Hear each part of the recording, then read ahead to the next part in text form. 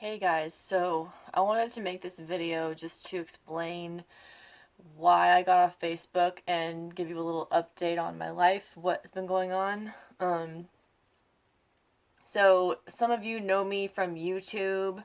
You've been my subscriber for a long time, and maybe you found me on Facebook and we became friends. And I used to have like a lot of communication with my Facebook friends. Like I had like a pretty, I don't want to say big following, but like I felt like I had a really nice size like group of like believers that I could, fellowship with on Facebook.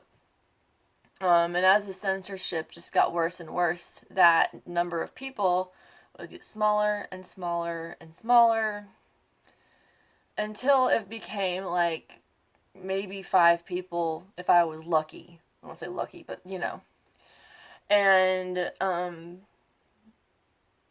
I had some people say like, "Oh, I never see your posts anymore." But then I would share like a prayer request, and I'd get like I don't know, 30 or more people saying like, "I'll pray for you. I'll pray for you." So this leads me to believe maybe I'm not getting shadow banned. Maybe people just aren't responding anymore.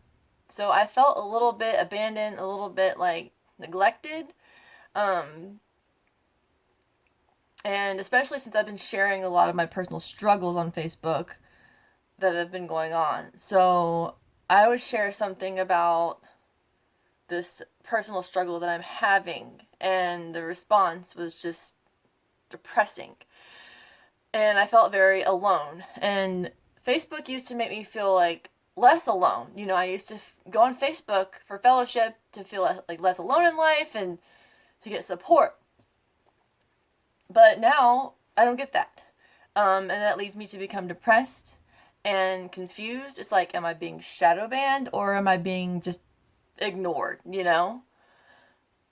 So that's why I got off Facebook. I have found that being off of Facebook has been a lot better for me.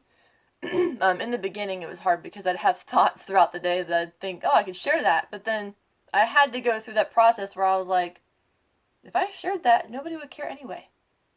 So I had to come to the realization that no one really cares about my thoughts. When it used to be the opposite. And I used to feel like my thoughts were important to people, and I just don't feel like that anymore.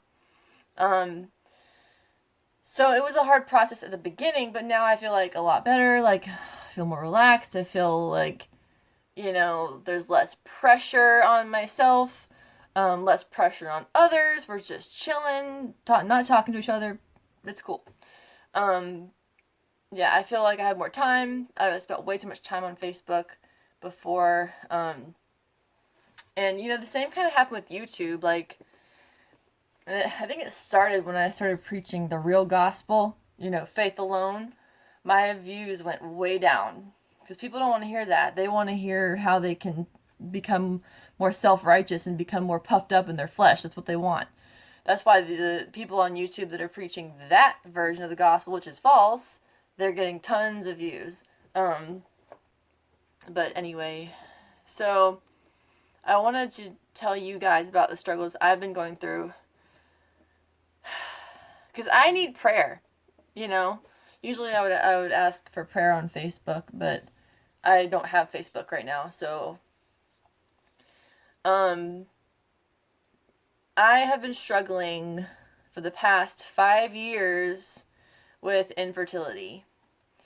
And it's weird because it's not like we are trying to get pregnant. We've never tried, but we've never really prevented either, and it's never happened, right? So, um, we went to the doctor, the OBGYN, to find out what was wrong with me, if anything, and we found out that I do have infertility. My hormones are all out of whack, and the doctor said basically, she said if we ever wanted to get pregnant, we would have to go to um, a fertility specialist and have in vitro fertilization, which means having your stuff mixed together in a lab and then they put it in you, and it costs like $10,000 every time you try it, and there's no guarantee that it will work. So we're like, heck no, we're not doing that, you know. We're not gonna try to force that. I mean, I don't judge anyone. I don't judge anyone that does that, but that's just not something that we would ever do.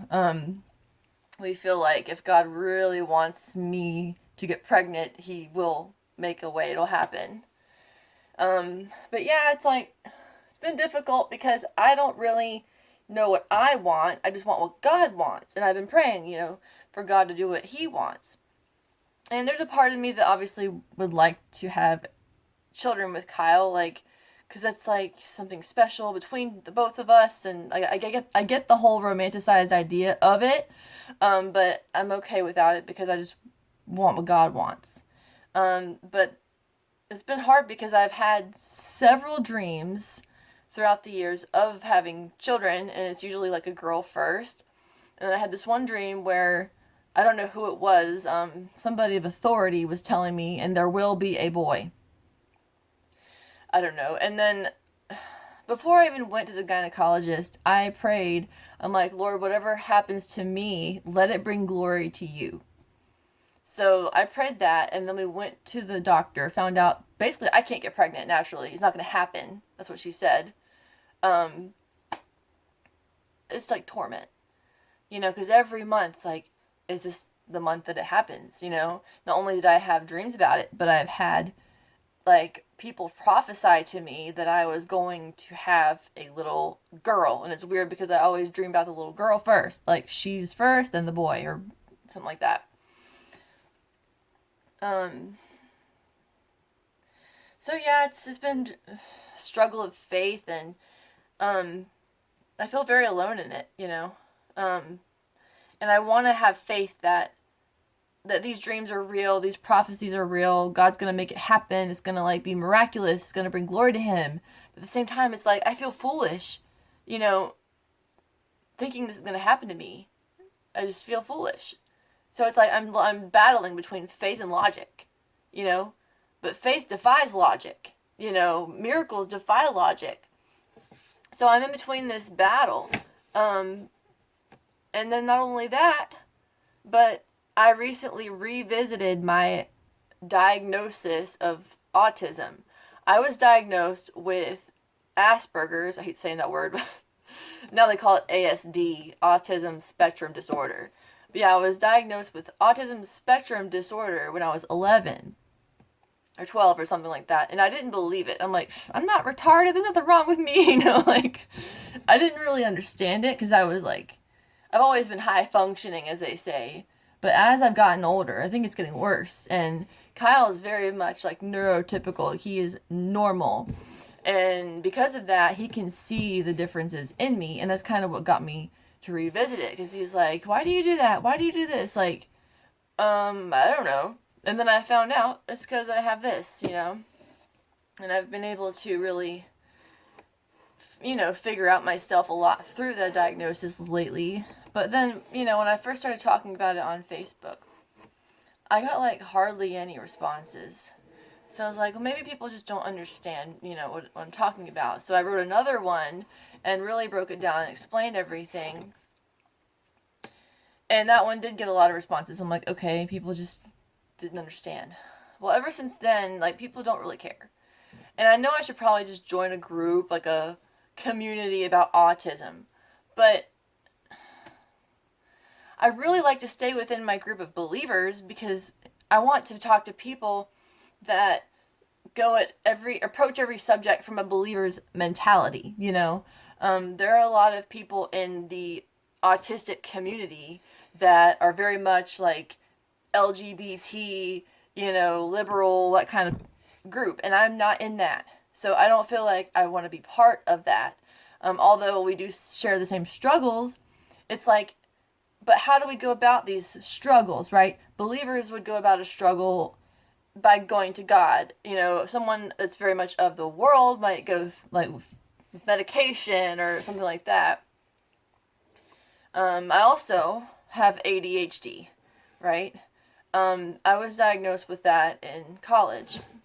And I'm also feeling like that's getting worse right now. So these struggles that I'm having, they overlap. Autism and ADHD overlap a lot of the issues. So I'm like, is it like an autistic thing or is it an ADHD thing? And I know a lot of people out there believe that ADHD is not real, and I was one of those people. I did believe that it was just made up to prescribe drugs, to get kids on, meth and like all this stuff. But I do now believe that it is a real thing. I have become completely derailed. Like, I am all over the place. I'm a complete mess. I can never stick to one thing. I have like several projects going on in the house right now that aren't done. And it's just debilitating, okay? Everybody gets distracted, right? That's a normal human trait. But not everybody is so distracted that it affects their life all the time. I'm sorry, I didn't mean to get emotional. But seriously, it's affecting me. It's affecting me majorly.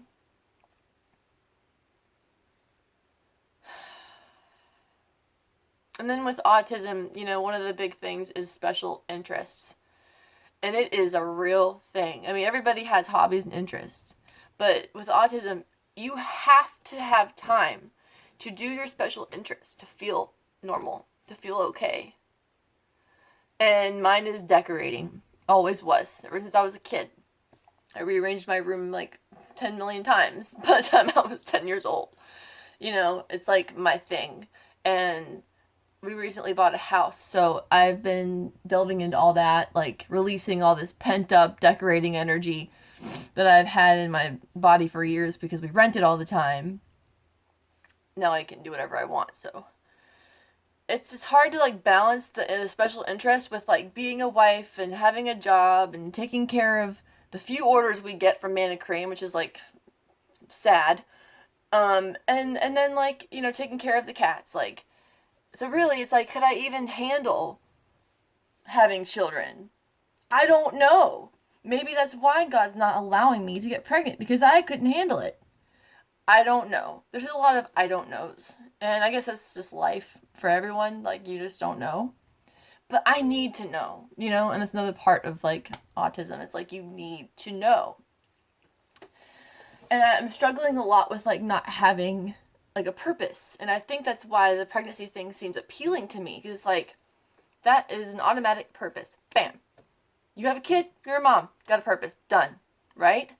And my channel has died down. Everything, all the things I thought were my purpose are gone. My business is dead. Everything is just over, it seems like. And I don't really know what to do. I don't have a purpose anymore, it seems like. So I need prayer, obviously. You can probably tell just from watching this, like listening to me talk. I need prayer. So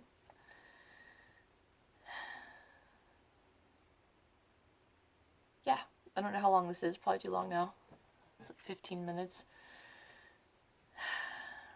If there's something in this video that you would like to see more of or hear more about, let me know in the comments. If, maybe that can give me a clue as to what direction I should go in with my channel. Obviously, I should share the gospel. But I don't really feel like I have that gifting. I know certain believers really do, like Renee Roland. She is totally gifted at preaching the gospel. And maybe I'm supposed to go with a different topic or something. I don't know. But yeah, my topic was dreams. That's how my channel started. I started out by sharing my dreams, and I had a lot of dreams at the time, and I don't really get them anymore, like end times dreams. So God seems to be moving on from that. So I just don't know what to do. I'm going to pray about it too. So I ask that you pray for me to figure out what my purpose is, and just for overall just mental well-being, because yeah, it's not easy, especially in a world that doesn't understand you, number one, and doesn't believe you when you talk about your struggles. So anyway, I hope you guys are all doing well, and all right, talk to you soon.